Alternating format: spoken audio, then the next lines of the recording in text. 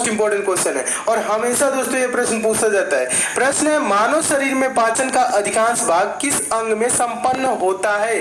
तो चार ऑप्शन आपके सामने दिख रहे हैं, तो कौन सा ऑप्शन सही होगा इसे आपको कमेंट भी करना है। और इसका दोस्तों सही आंसर हो जाएगा ऑप्शन नंबर सी, यानी छोटी आंत से। ठीक है, मानव शरीर में पाचन का अधिकांश भाग किस अंग से संपन्न होता है, तो छोटी आंत से। याद रखेंगे, ये सब प्रश्न हमेशा पूछा जाता है। नेक्स्ट क्वेश्चन देखिए, दूसरा क्वेश्चन भी मोस्ट इंपोर्टेंट है। प्रश्न है लार में कौन सा एंजाइम पाया जाता है। प्रश्न क्या है दोस्तों, प्रश्न है लार में कौन सा एंजाइम पाया जाता है, और ये प्रश्न मोस्ट इंपोर्टेंट है, हमेशा पूछा जाने वाला प्रश्न है। तो दोस्तों इसका आंसर हो जाएगा ऑप्शन नंबर बी सही हो जाएगा। लार में पाया जाने वाला एंजाइम कौन सा है दोस्तों, टाइलिन है। ठीक है, टाइलिन याद रखेंगे, लार में कौन सा एंजाइम पाया जाता है, टाइलिन। नेक्स्ट क्वेश्चन देखिएगा, अगला क्वेश्चन भी बहुत बार पूछा जा चुका है। प्रश्न है टीबिया नामक हड्डी किसमें पाई जाती है। तो आंसर हो जाएगा ऑप्शन नंबर बी, टांग में। टीबिया नामक हड्डी किसमें पाई जाती है, टांग में, यानी पैर में पाई जाती है। नेक्स्ट क्वेश्चन है, अगला क्वेश्चन भी मोस्ट इंपोर्टेंट है, हमेशा पूछा जाने वाला प्रश्न है। मानव शरीर की सबसे लंबी हड्डी है, सबसे लंबी हड्डी या बड़ी हड्डी कौन है दोस्तों। ऑप्शन नंबर कौन सा सही हो जाएगा, डी सही हो जाएगा, फीमर, जो जांग में पाई जाती है। ठीक है, ये सबसे मानव शरीर की सबसे बड़ी हड्डी है। और सबसे छोटी हड्डी भी पूछा जाता है तो स्टेपीज, ये कान में पाई जाने वाली हड्डी है। ठीक है, स्टेपीज ये क्या है दोस्तों, सबसे छोटी, और सबसे लंबी पूछा तो जाए तो फीमर। ठीक है, दोनों प्रश्नों को याद रखेंगे, दोनों प्रश्न हमेशा पूछे जाते हैं। नेक्स्ट क्वेश्चन देखिएगा, अगला क्वेश्चन भी इंपॉर्टेंट है, हमेशा पूछा जाने वाला प्रश्न है। प्रश्न है मानव की पाचन नली लगभग कितने फीट लंबी होती है। मानव की पाचन नली लगभग कितने फीट लंबी होती है। चारों ऑप्शन आपके सामने है, आप कमेंट भी इसे करेंगे, और इसका आंसर हो जाएगा ऑप्शन नंबर डी सही हो जाएगा, 32 फीट लंबी होती है। मानव की पाचन नली लगभग 32 फीट लंबी होती है, याद रखेंगे, बहुत बार पूछा गया प्रश्न है। अगला क्वेश्चन देखिए, छठा प्रश्न भी इंपॉर्टेंट है। प्रश्न है लार किसके पाचन में सहायक होती है। लार किसके पाचन में सहायक होती है, तो इसका दोस्तों आंसर हो जाएगा ऑप्शन नंबर बी, स्टार्च के पाचन में सहायक होती है। नेक्स्ट क्वेश्चन है सातवां क्वेश्चन, मोस्ट इंपोर्टेंट क्वेश्चन। मनुष्य के जीवन काल में कितने दांत 2 बार विकसित होते हैं। बहुत बार पूछा गया प्रश्न है, कितने दांत 2 बार विकसित होते हैं, तो इसका आंसर हो जाएगा ऑप्शन नंबर सी, कुल 20 दांत। 20 दांत दोस्तों मानव शरीर में, यानी मनुष्य के जीवन काल में 2 बार विकसित होते हैं। यानी कि मनुष्य के जीवन काल में कितने दांत 2 बार विकसित होते हैं, आंसर क्या होगा, 20 दांत। ठीक है, इसे याद रखेंगे, बहुत बार पूछा गया प्रश्न है।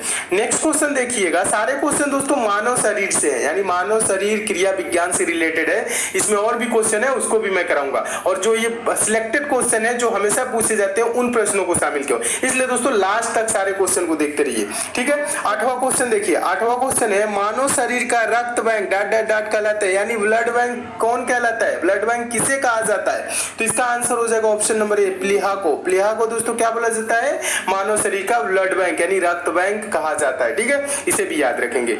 नेक्स्ट क्वेश्चन देखिए, 9वां क्वेश्चन है। 9वां क्वेश्चन है सफेद रक्तकण यानी डब्ल्यूबीसी का मुख्य कार्य है। डब्ल्यूबीसी का मुख्य कार्य क्या होता है, तो आंसर हो जाएगा कौन सा, चारों ऑप्शन को पढ़ेंगे तो ऑप्शन नंबर सी सही हो जाएगा, रोग प्रतिरोधक क्षमता धारण करना। रोग प्रतिरोधक क्षमता धारण करना डब्ल्यूबीसी का मुख्य कार्य होता है। अगला क्वेश्चन है, अगला क्वेश्चन भी इंपॉर्टेंट है, 10वां क्वेश्चन। मानव शरीर में लाल रक्त कण का निर्माण कहाँ होता है, ये आपको पता होगा क्योंकि ये प्रश्न मोस्ट इंपॉर्टेंट है और हजारों बार परीक्षाओं में पूछा जा चुका है। मानव शरीर में लाल रक्त कण का निर्माण कहाँ होता है, तो इसका आंसर हो जाएगा ऑप्शन नंबर डी, अस्थि मज्जा में। अस्थि मज्जा में लाल रक्त कण का निर्माण होता है, याद रखेंगे।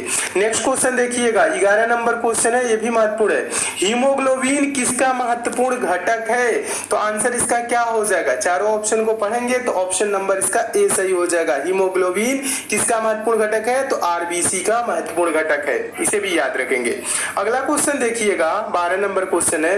रक्त में पाई जाने वाली धातु है, रक्त में कौन सी धातु पाई जाती है, लोहा पाया जाता है, ऑप्शन नंबर डी सही हो जाएगा।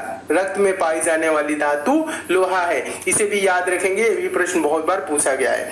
नेक्स्ट क्वेश्चन देखिए, 13 नंबर क्वेश्चन है। 13 नंबर क्वेश्चन भी इंपॉर्टेंट है।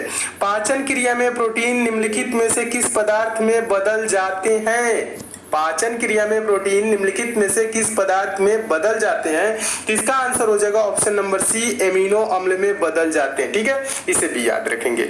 अगला क्वेश्चन देखिएगा, अगला क्वेश्चन बार बार पूछा जाने वाला प्रश्न है। और दोस्तों अगला प्रश्न देखने से पहले जो नए स्टूडेंट है उनके लिए दोस्तों बता दूं, आपके लिए दोस्तों पंचम पब्लिशर की एक बहुत ही अच्छी ई बुक बढ़ता है, घटता है, पहले घटता है फिर बढ़ता है, पहले जैसा रहता है। इसका सही आंसर क्या होगा? ऑप्शन नंबर कौन सा सही हो जाएगा? बी सही हो जाएगा। सोते समय रक्तदाब घटता है। ठीक है, ब्लड प्रेशर क्या होता है? कम होता है, घटता है। ठीक है, इसे भी याद रखेंगे। नेक्स्ट क्वेश्चन देखिए, 16 नंबर क्वेश्चन है। 16 number question most important question है। मनुष्य के शरीर में हृदय को एक बार धड़कने के लिए कितना समय लगता है? इससे रिलेटेड दो प्रश्न आते हैं कि 1 मिनट में मनुष्य का हृदय कितनी बार धड़कता है? तो कुल दोस्तों 72 बार धड़कता है। अब ये पूछ रहा है एक बार धड़कने में कितना समय लेगा। तो बताइए, 1 मिनट में 60 सेकंड होते हैं और 60 सेकंड में 72 बार धड़कता है, तो एक बार धड़कने में क्या होगा? 1 सेकंड से भी कम समय। 1 सेकंड से कौन सा, यानी 0.8 सेकंड, ये आंसर हो जाएगा। ठीक है, कहने का मतलब है 60 सेकंड बटा 72 बार। ठीक है, इसे करेंगे तो क्या आएगा? 0.88 ऐसे करके आएगा। ठीक है, तो ये क्या हो जाएगा दोस्तों? ये 0.8 सेकंड याद रखेंगे। मनुष्य के शरीर में हृदय को एक बार धड़कने में कितना समय लगता है? 0.8 सेकंड। ठीक है, 1 मिनट में 72 बार। ठीक है, ये भी याद रखेंगे। अगला क्वेश्चन देखिएगा, अगला क्वेश्चन भी इंपॉर्टेंट है। प्रश्न है, प्रोटीन का पाचन कहां से प्रारंभ होता है? तो इसका आंसर हो जाएगा ऑप्शन नंबर डी, उदर से। प्रोटीन का पाचन कहां से प्रारंभ होता है? तो उदर से प्रारंभ होता है। नेक्स्ट क्वेश्चन देखिएगा, next question 18 number question, most important question, हमेशा पूछा जाने वाला प्रश्न, ये बहुत बार परीक्षाओं में पूछा गया प्रश्न है।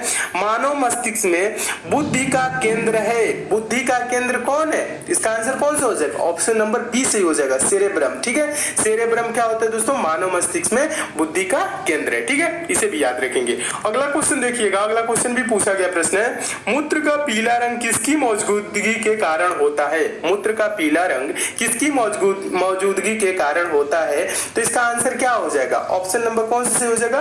ऑप्शन नंबर डी सही हो जाएगा, यूरोक्रोम। ठीक है, यूरोक्रोम के कारण मूत्र का पीला रंग होता है। ठीक है, इसे भी याद रखेंगे। 20वां क्वेश्चन देखिएगा, 20वां क्वेश्चन भी इंपॉर्टेंट है।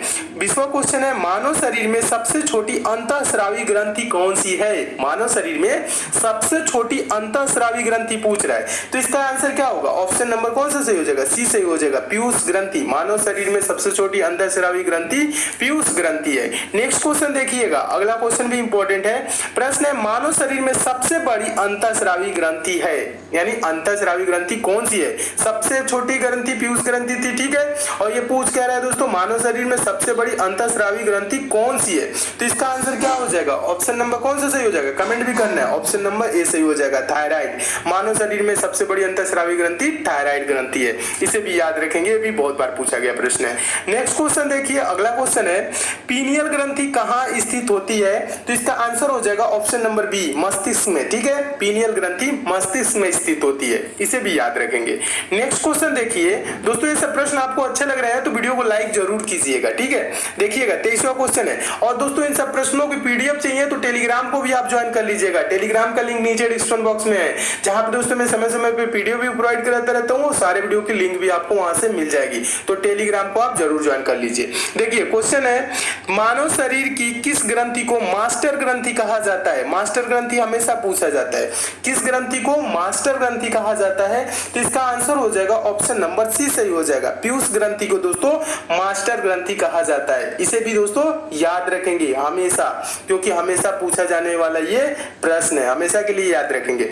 नेक्स्ट क्वेश्चन देखिएगा, 24 नंबर क्वेश्चन है। 24 नंबर क्वेश्चन भी इंपॉर्टेंट है।